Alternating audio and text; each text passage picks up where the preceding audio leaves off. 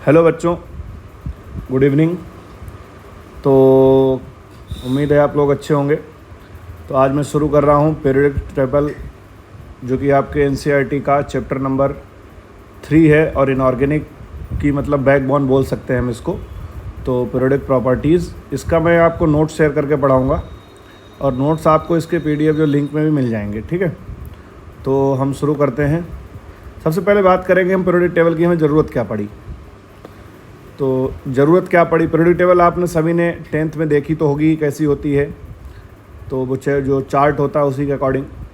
तो उसकी अगर हम बात करें ज़रूरत क्या पड़ी, जैसे कि मान लो कोई क्लास है, ये क्लास है मान लो, और उसमें अपन 4 ग्रुप बना लें। उसमें कई तरीके के बच्चे हैं। कुछ बच्चे हैं जिनके मार्क्स जो हैं वो 90 to 100% के बीच में रहते हैं। कुछ के हैं कि उसके 72 मान लो कि आपके 90 के बीच में रहते हैं। कुछ के हैं कि 50 से 70 के बीच में रहते हैं। और कुछ के हैं कि मैं यहाँ मान लेता हूँ कि किसके नंबर रहते हैं कि 0% से या 50% तक। 0 वाले भी कुछ होते हैं जो आते ही नहीं देने, या खाली कॉपी छोड़ दी मान लोगों ने। तो अब ऐसे लोगों में हम एक एक इंडिविजुअल को ना बुला के मैं सोचूं कि किसी टॉपर्स को बुलाऊं मैं, तो इस ग्रुप का नाम मैंने रख दिया ए ग्रुप, इसका नाम रख दिया मैंने बी ग्रुप, और इसका नाम रख दिया मैंने सी ग्रुप, इसका नाम रख दिया मैंने डी ग्रुप। तो यही हमारी मेन नीड है कि पार्टिकुलर ए ग्रुप बोल दूंगा कि मतलब सारे टॉपर्स आ जाएंगे। ऐसे कि मैं उसमें एक ब्लॉक बना दूंगा कि एस ब्लॉक है, पी ब्लॉक, डी ब्लॉक, तो उसमें एस ब्लॉक बोल दूंगा तो मतलब सारे मेटल आ जाएंगे। ठीक है, ऐसे पी ब्लॉक बोल दूंगा तो उसमें मिक्सअप आ जाएगा। डी ब्लॉक बोल दूंगा ट्रांजिशन एलिमेंट्स आ जाएंगे। ये बहुत सी चीज़ें होती हैं, हमें सारा इस चैप्टर में देखने को मिलेगा। तो इसीलिए हमने शुरू किया है कि पीरियोडिक टेबल अब हम देखेंगे मेनली। तो सबसे पहला हमारा यही क्वेश्चन बनता है कि why do we need periodic table, why do we need to classify elements. तो इसकी अगर हम बात करें तो जैसे कि लिखा हुआ है कि सन 1800 में हमें 31 एलिमेंट मिले थे, 1865 में 63 एलिमेंट, और इस समय पीरियोडिक टेबल में कितने एलिमेंट्स हैं? टोटल 118 एलिमेंट हैं। ये सबसे इंपॉर्टेंट बात है कि इस समय टोटल एलिमेंट कितने पीरियोडिक टेबल में? 118। तो इसकी थ्योरी तुम पढ़ ही सकते हो कि it is very difficult to study all the properties of the such large numbers of elements individually, so scientist searched for the systematic way to organise these elements. ठीक, तो इस तरीके से। तो सबसे पहले दूसरी बात करेंगे what is periodic table. Periodic table होती क्या है? तो जैसे कि मैंने अभी बताया आपको कि व्हाट इज़ पीरियोडिक टेबल। तो periodic table is an systematic arrangement of the all the elements known to man in accordance with their increasing atomic number and recurring chemical and physical properties. They are arranged in tabular format to keep similar property elements in vertical column known as groups, horizontal rows known as period। ठीक है, यानी कि chemical और properties और chemical और physical properties को बताने के लिए एटॉमिक नंबर के इंक्रीजिंग फॉर्म में, यानी कि एटॉमिक नंबर के बढ़ते हुए क्रम में हमने रखा। और जो वर्टिकल कॉलम होते हैं उनको हम ग्रुप बोलते हैं, और हॉरिजॉन्टल यानी कि ऐसे ऐसे ऐसे ये होते हैं, इनको ग्रुप बोलते हैं, और इस तरीके वाली लाइंस को हम क्या बोलते हैं? पीरियड्स बोलते हैं। तो ये चीज़ें हमें आगे काफ़ी पता चलेंगी। तो सबसे पहले हम बात करते हैं genesis of the periodic classification. पहला हमारा है, फर्स्ट है जेनेसिस ऑफ पीरियोडिक क्लासिफिकेशन। पहला है Dobereiner's law of triads, Dobereiner's law of triads. सबसे पहले इन्होंने बात की, इन्होंने से पहले भी एक थे प्राउस्ट, इनसे पहले भी एक थे हमारे, जो मैं लिखना भूल गया हूँ, प्राउस्ट हाइपोथेसिस। प्राउस्ट हाइपोथेसिस के अकॉर्डिंग उन्होंने बोला था, इनके अकॉर्डिंग प्राउस्ट, मैं थोड़ी सी बात कर लेता हूँ। According Prout all elements are made up of all elements are made up of hydrogen. तो उन्होंने बोला कि एटॉमिक मास ऑफ, फार्मूला दिया कि एटॉमिक मास ऑफ एलिमेंट, जिस भी एलिमेंट का एटॉमिक मास निकालना हो, बराबर n into mass of hydrogen. Mass of hydrogen कितना होता है? 1 होता है, और n यहाँ पे है number of hydrogen, number of hydrogen. तो नंबर ऑफ हाइड्रोजन यहाँ पे रखोगे, किसी के एलिमेंट के मास, जैसे कि सोडियम का मास 23 है, तो उन्होंने बोला कि 23 हाइड्रोजन ले लो और हाइड्रोजन का मास मल्टीप्लाई कर दो। तो ये उन्होंने बोला ऐसा, लेकिन ऐसा होता नहीं है, अपन को जैसे कि पता है कि ऐसा होता नहीं है। तो प्राउस्ट यहाँ पर गलत हो गए।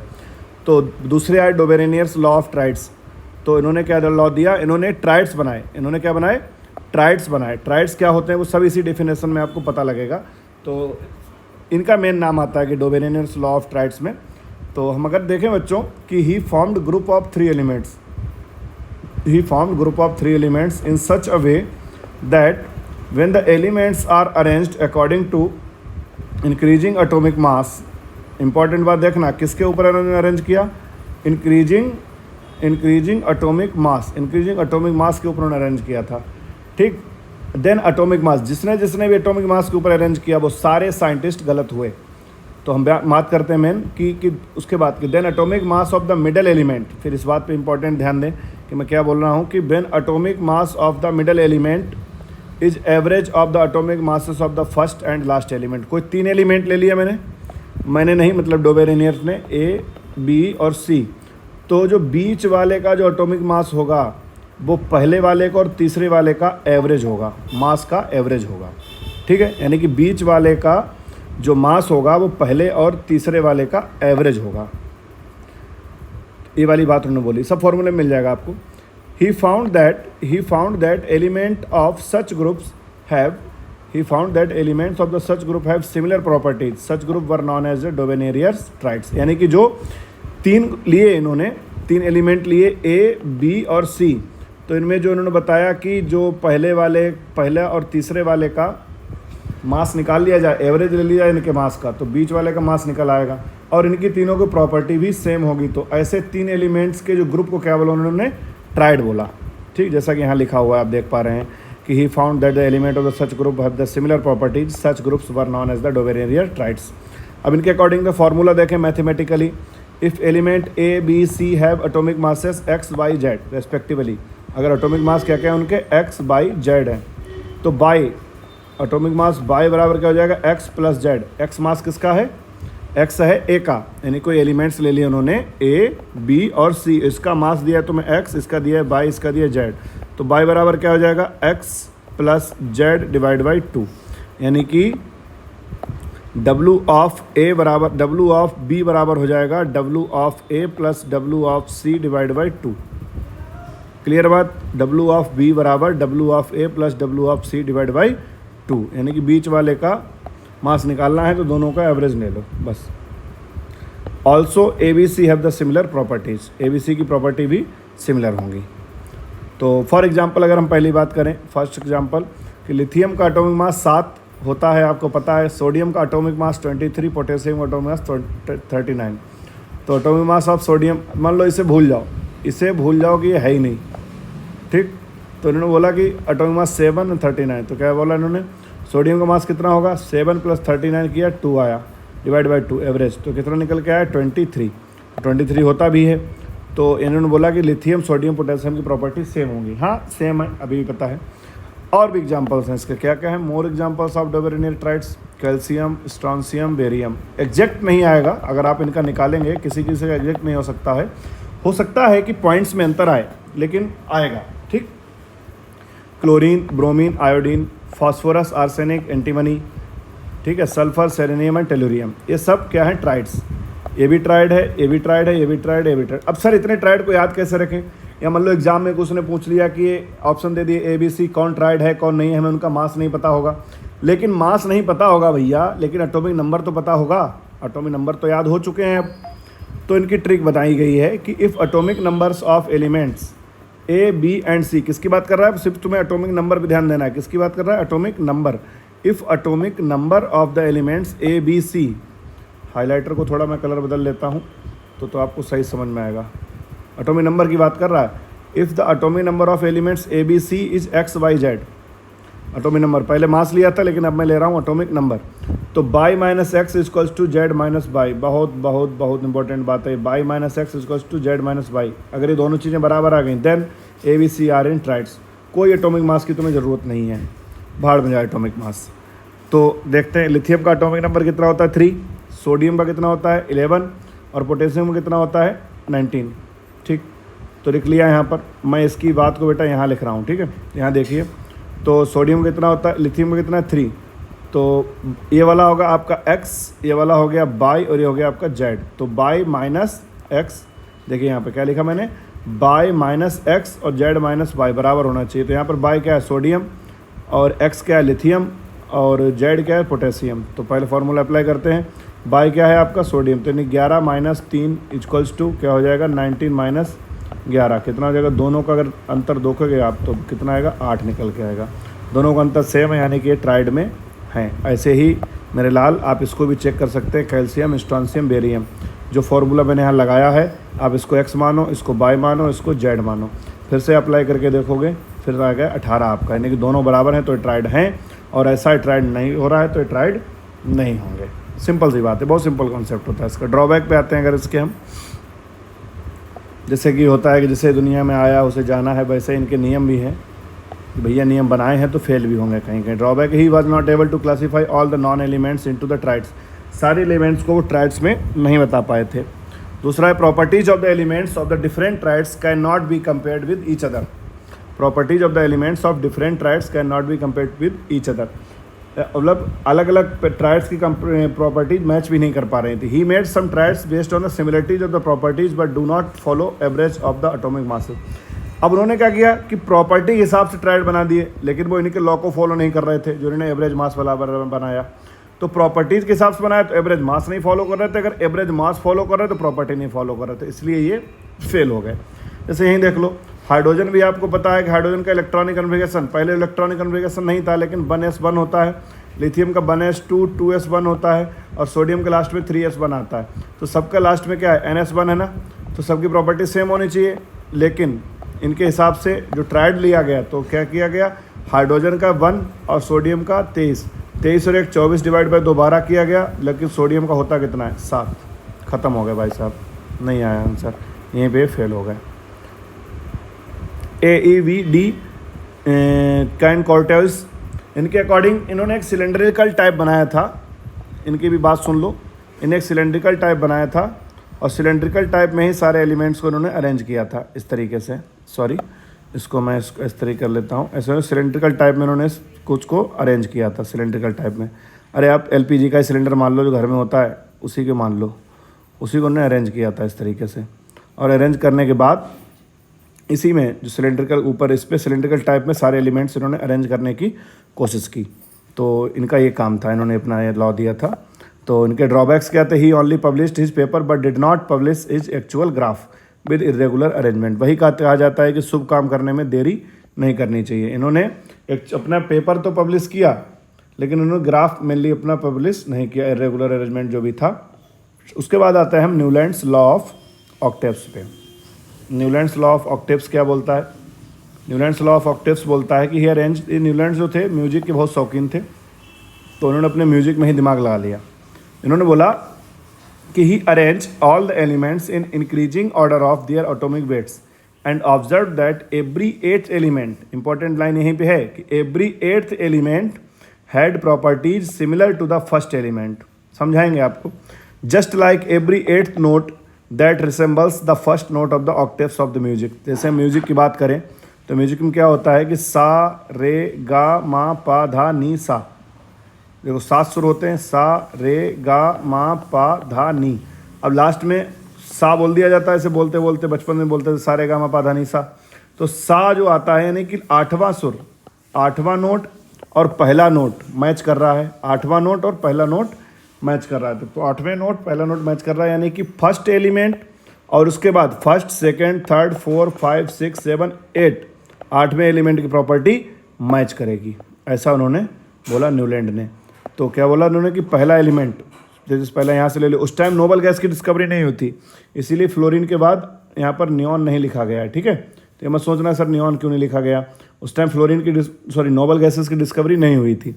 तो लिथियम के बाद क्या है, lithium, beryllium, boron, carbon, nitrogen, oxygen, fluorine के बाद सोडियम, सोडियम के बाद magnesium, aluminium, silicon, phosphorus, sulphur, chlorine के बाद पोटेशियम। और इनका लॉ वैलिड रहा, वैलिड तो रहा, लेकिन एटॉमिक नंबर 20, लेकिन उस टाइम में भी एटॉमिक नंबर के हिसाब से उन्होंने नहीं अरेंज किया था, इन्होंने अरेंज किया था एटॉमिक मास के हिसाब से। तो 40 नंबर तक तो एटॉमिक मास 40 तक तो ये सही चले कैल्शियम तक, उसके बाद भी इनका लॉ गड़बड़ा गया, ठीक। तो इनके ड्रॉबैक पे आते हैं। इनका ड्रॉबैक क्या था, समझ में आई बात, कि सा रे गामा पाधा नी के बाद सा आता है, तो सा यहाँ भी सा और उसके बाद सा, यानी कि पहला सुर और 8वां सुर मैच करेगा। ऐसा ही पहला एलिमेंट और 8वें एलिमेंट की प्रॉपर्टी मैच करेगी। ड्रॉबैक आते हैं इनके कि his law seemed to be true only for elements up to calcium. इनका लॉ सिर्फ वैलिड कहाँ तक रहा, कैल्शियम तक वैलिड रहा। इनके बाद इसका भैया इनकी बात नहीं मानी गई, काफ़ी रोए चिल्लाए ये, लेकिन नहीं हुआ कुछ भी। Until then noble gases were not discovered. जब तक नोबल गैस नहीं मिली थी तब तक ये इन्होंने बोला कि 8वां मैच करेगा। उसके बाद जब नोबल गैसेज मिल गई तो इन्होंने बोला लॉ मॉडिफाई कर दिया, that is properties of the every 9th element were similar to the properties of the first one. इन्होंने बोला कि ऐसा गए नोबल गैसेज मिल गए तो यहाँ जैसे नियॉन लिख दोगे, तो उन्होंने बोला कि 9वां एलिमेंट मैच करेगा, 8वां नहीं 9वां मैच करेगा। तो 1 2 3 4 5 6 7 8 उसके बाद क्या जाएगा 9 पे सोडियम, ऐसा इन्होंने मॉडिफाई कर दिया था। ठीक, तो इधर ड्रॉबैक थे सबसे आता है। उसके बाद आता हूँ मैं Lothar mayor curve. Lothar mayor curve, इन्होंने अपने कर्व के अकॉर्डिंग इन्होंने एक ग्राफ दिया, ग्राफ के अकॉर्डिंग कर्व पे इन्होंने प्लॉट किया कि he plotted the physical property such as atomic volume, melting point and boiling point against atomic weight. इन्होंने वॉल्यूम और एटॉमिक वेट के बीच में एक ग्राफ बनाया था and obtained a periodically repeated pattern. क्या बनाया, he observe that element having similar properties occupy similar position. यानी कि ग्राफ में अगर ग्राफ में सेम पोजीशन पे सेम एलिमेंट होगा तो उनकी प्रॉपर्टी भी सेम आएगी। तो देखते हैं कैसा इनने क्या बनाया।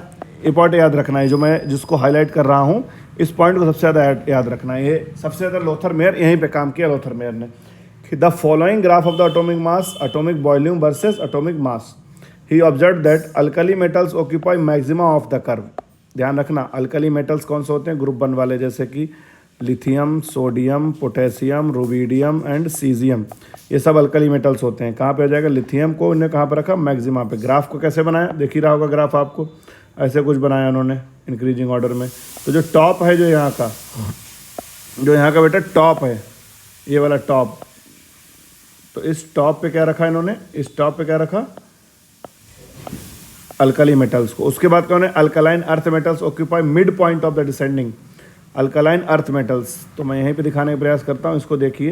ये अल्कलाइन अर्थ मेटल जो डिसेंडिंग है ना, अल्कलाइन अर्थ मेटल्स क्या होते हैं, बेरिलियम, मैग्नीशियम, कैल्शियम, स्ट्रोंशियम, ये सब। तो अल्कलाइन अर्थ मेटल्स कहाँ है, डिसेंडिंग ऑर्डर पे आए, स्ट्रोंशियम पे। ठीक, हेलोजेंस कहाँ आई, हेलोजन असेंडिंग ऑर्डर पे आई। देखो जब ग्राफ ऊपर की तरफ जा रहा है तो यहाँ पे रखा है इन्होंने हेलोजेंस को, और जो नीचे आए इनको हैवी मेटल्स रखा गया। हैवी मेटल्स किसको बोलते हैं, एफ ब्लॉक एलिमेंट्स को हैवी मेटल्स बोलते हैं। तो उन्होंने यहाँ पे रखा इन हैवी मेटल्स को। तो बस इतना याद रखना है आपको, ये वाले पॉइंट्स सबसे ज़्यादा जरूरी हैं, इन पे ज़्यादा ध्यान देना है। तो मैं आता हूँ नेक्स्ट, इनके भी ड्रॉबैक क्या थे। इनके ड्रॉबैक थे कि graphical method was hard to study. कोई भी ग्राफ देखो, ग्राफ देखना इतना ईजी नहीं होता है बेटा, तो ग्राफ देखना टफ होता है। तो ग्राफ देखना इसीलिए बहुत हार्ड हो गया था स्टडी करना इसकी। He also developed A table but before he got is published Mendeleev periodic table was already published. सबसे बड़ा इनका धोखा हो गया था कि चीज़ें इनकी टेबल और मेंडलीव की टेबल लगभग सेम थी, लेकिन ये तब तक पब्लिश नहीं कर पाए। अब मेंडलीव ने अपनी पब्लिश कर दी टेबल। तो it was difficult to find similar position on a curve of different properties as periodicity and nature of the graph was not similar. Graph में हर चीज़ एकदम एग्जैक्ट दिखाना बहुत टफ पड़ रही थी, मेनली मुद्दा ये है इनका। ठीक, इसलिए फेल हो गए। तो सबसे पहले सब आते हैं अपन Mendeleev's periodic table. Mendeleev's periodic table बहुत इंपॉर्टेंट है। सबसे पहले पीरियोडिक टेबल के बारे में सिस्टमेटिकली चार्ट पे किसी ने प्रिपेयर सबसे पहले किया था। तो सर हम ऐसे पढ़ क्यों रहे हैं कि जब गलत हैं तो इनको हम क्यों पढ़ रहे हैं। सबसे दिमाग में तुम्हारे यही मुद्दा उठ रहा होगा कि जैसे कि हम पढ़ते हैं एटॉमिक स्ट्रक्चर में भी हम पढ़ते हैं कि सर सब मॉडल तो गलत होते जाते हैं, थॉमसन गलत हो गए, उसके बाद सर हमने पढ़ लिया रदरफोर्ड गलत हो गए, फिर हमने बोहर को पढ़ लिया। सर जब बोहर को पढ़ा तो उसके बाद कौन आए थे, बोहर के बाद जब श्रोडिंगर आए तो श्रोडिंगर ने बोला बोहर को भी तो हल्की सी बातें कुछ फेल कर दी। तो ये सर हम पढ़ क्यों रहे हैं, तो पढ़ बेटा इसलिए रहे हैं कि जैसे अगर हम मोबाइल की बात करें तो सबसे पहले कीपैड आया, हमारा कीपैड आया। उसके बाद कीपैड के बाद बटन कुछ कम हुए, फिर स्मार्टफोन आया, फिर उस फ़ोन में कैमरा भी आने लगा, फिर फ़ोन की रैम भाई साहब बढ़ने लगी। अब तुम गेम खेल रहे हो, अब बिना फ़ोन के कुछ काम ही नहीं चल रहा है। तो अपडेटेड वर्जन हर चीज़ का होता है। किसी चीज़ की शुरुआत कुछ ना कहीं से तो शुरुआत करनी पड़ती है ना आदमी को।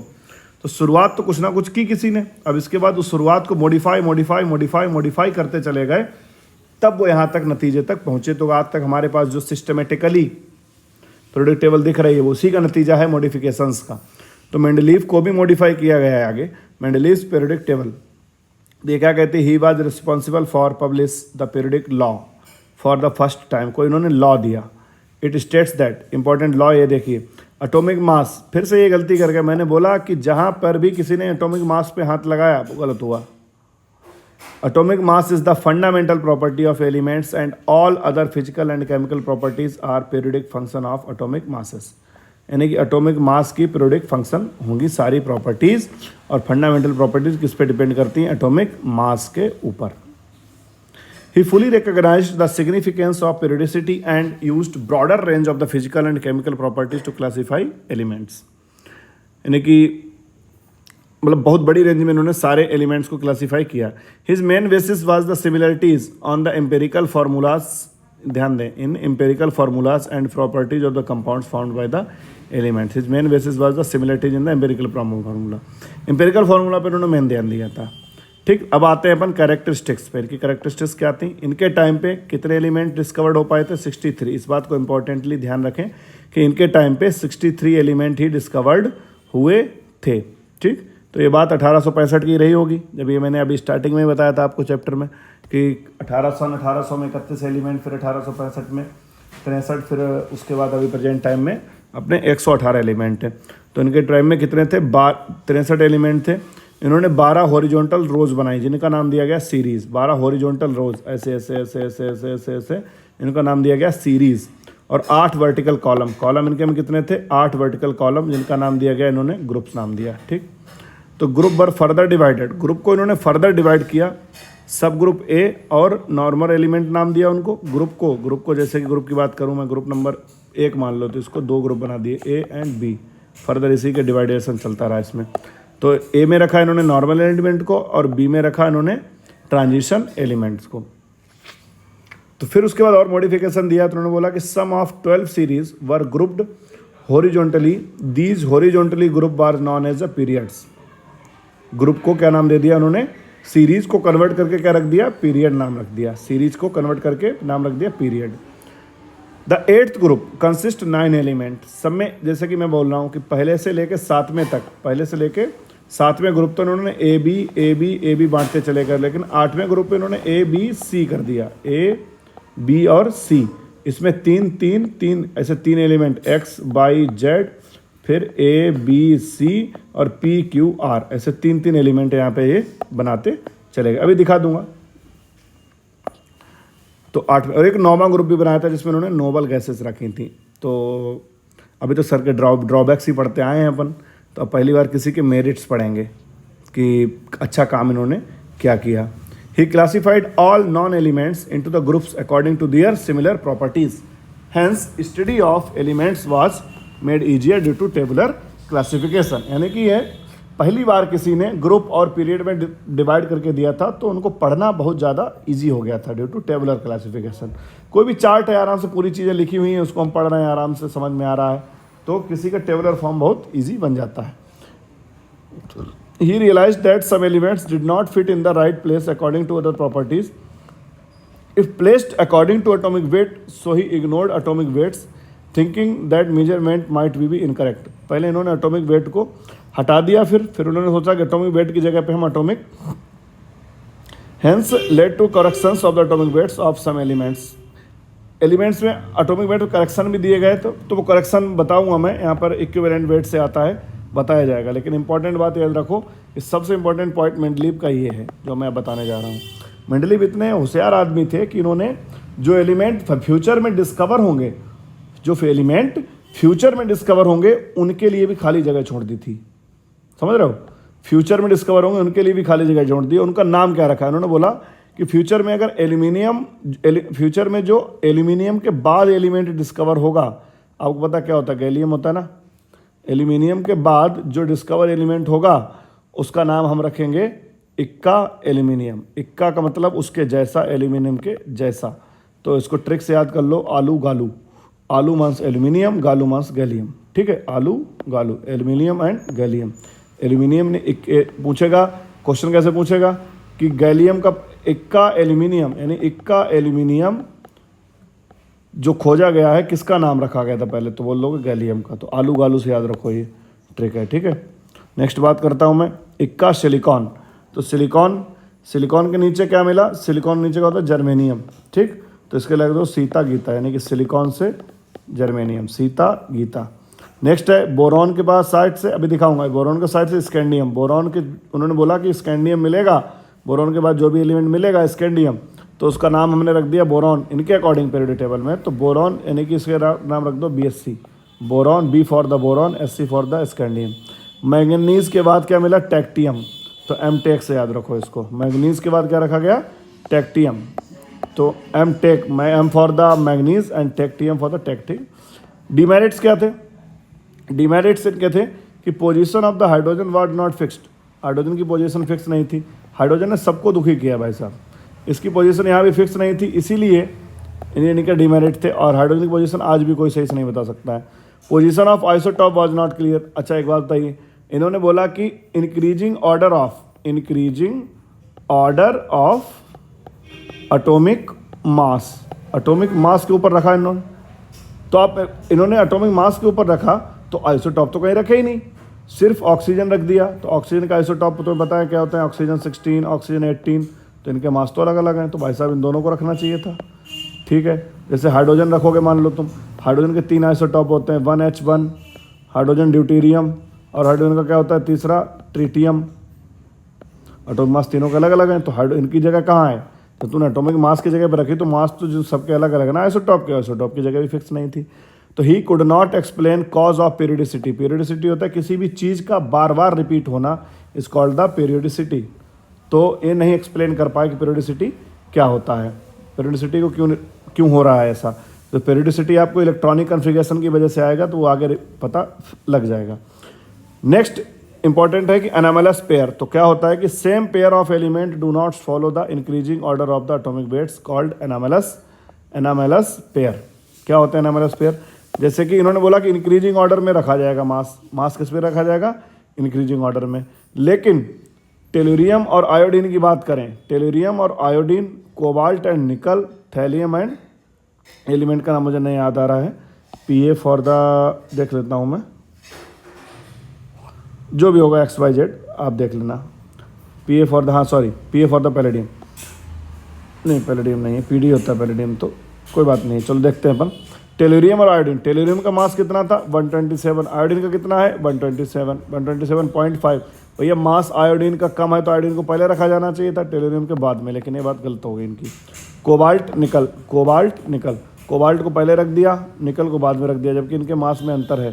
थैलियम और ये वाला देख लो, दोनों मास में अंतर है। तो इसको ट्रिक से याद कर लो, तेरी इच्छा कोक नहीं ठंडा पेप्सी, या तेरी इच्छा ठंडा पानी कोक नहीं, जैसे भी याद करना चाहो आप याद कर लो। तो ये 3 एनामलस पेयर होते हैं। पूछा जाता है कि which is the anomalous pair, यानी एनामलस पेयर क्या होते हैं कि ऐसा पेयर जिनके आगे पीछे रख दिया गया है लेकिन उनके मास में अंतर है। तो मैंने क्या बोला, पीरियोडिक टेबल मैं आपको दिखाऊंगा। तो पीरियोडिक टेबल की बात करें अगर, तो 0 ग्रुप जैसा बोला था मैंने कि अब सीरीज़ क्या होती है, जैसे कि सीरीज इन्होंने 12 सीरीज बनाई, देखो 1 2 3 4 5 6 7 8 9 10 11 12। फिर 12 सीरीज के बाद इन्होंने क्या इसमें बांट दिया इसको ग्रुप में, सॉरी पीरियड में। तो एक पीरियड ये हो गया, दूसरा ये हो गया, 3 4 5 6 7, यहाँ तक इन्होंने बांट दिया इसको, 7 पीरियड। और ग्रुप कितने, 8 ग्रुप, 1 2 3 4 5 6 7 8। यहाँ पे ध्यान दें, इनके ग्रुप के नाम, इन्होंने ग्रुप का नाम हमेशा रोमन नंबर्स में रखा था। तो मॉडर्न पीरियोडिक टेबल में भी आप देखोगे रोमन नंबर्स में मिलेगा आपको और इंग्लिश नंबर में भी मिलेगा। तो रोमन नंबर इन्हीं की देन थी, और 0 ग्रुप बनाया। अब देखो मैंने बोला सब ग्रुप A एंड B, सब ग्रुप A एंड B। तो देखो यहाँ पर A वाले को मान लो A लेके चल लो आप नीचे की तरफ, और इसको लेके चल लो B। तो AB ऐसे B वाली लाइन ये जा रही, A वाली लाइन ये जा रही। लेकिन मैंने बोला कि 8वां ग्रुप जो होगा उसमें 9 एलिमेंट थे, 1 2 3 1 2 3 और 1 2 3, ABC इस तरीके से उन्होंने बना दिया था। और बोला कि जगह खाली छोड़ दी थी किसके नीचे, एल्यूमिनियम के नीचे। तो एल्यूमिनियम के नीचे जगह खाली छुट्टी, एल्यूमिनियम के नीचे देखो ये वाली जगह खाली है यहाँ पे, तो गैलियम मिला जाके, एल्यूमिनियम की जगह खाली छोड़ दिया तो फ्यूचर में क्या मिला, गैलियम मिला। और उसके बाद और भी मैंने एग्जांपल लिए थे, वो आप चेक कर लेना किसकी किसकी जगह खाली छुट्टी। तो जगह खाली छोड़ना इनका सबसे बड़ा एक मेरिट था। इस सबको हटा देता हूँ मैं। नेक्स्ट अब मैं आगे कंटिन्यू करूँगा modern periodic law and modern periodic table अगले वीडियो लेक्चर से। ठीक है, तब तक के लिए इसको आप क्लियर कीजिए और इसके क्वेश्चंस भी काफ़ी सारी कराऊंगा मैं, तो आप रिवाइज करिए। Thank you very much. और इसका नोट्स आप बना लें तो बेहतर ही, नहीं तो ये पूरा नोट्स जब मैं पढ़ा लूँगा तो लास्ट वीडियो लेक्चर में पूरा नोट्स मैं अपलोड कर दूँगा। ठीक है, और एटॉमिक स्ट्रक्चर के में आपको इसको चैप्टर से पढ़ने से पहले आपको इलेक्ट्रॉनिक कन्फिगरेशन आना चाहिए, तो उसका वीडियो लेक्चर मैं अपलोड कर दूंगा। एटॉमिक स्ट्रक्चर वाले चैप्टर में आपको मिल जाएगा वो इलेक्ट्रॉनिक कन्फिगरेशन। तो बिना इलेक्ट्रॉनिक कन्फिगरेशन के आप ये चैप्टर नहीं सीख पाएंगे बेटा। ठीक है, तो थैंक यू, मिलते हैं नेक्स्ट लेक्चर में आपको।